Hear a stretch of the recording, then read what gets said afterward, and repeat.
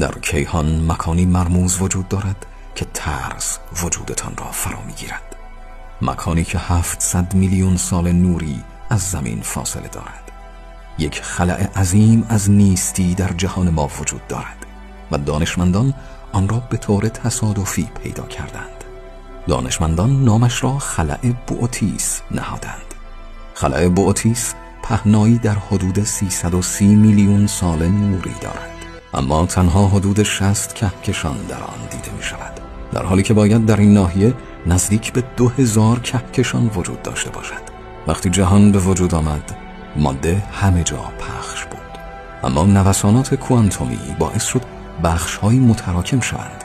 با گذر زمان و انبساط کیهان، این مناطق چگال به هم پیوستند و کهکشان‌ها و خوشه‌های عظیم را شکل دادند، در حالی که میانشان حفره‌های بزرگی مثل خلأ بوئوتیس شکل گرفت.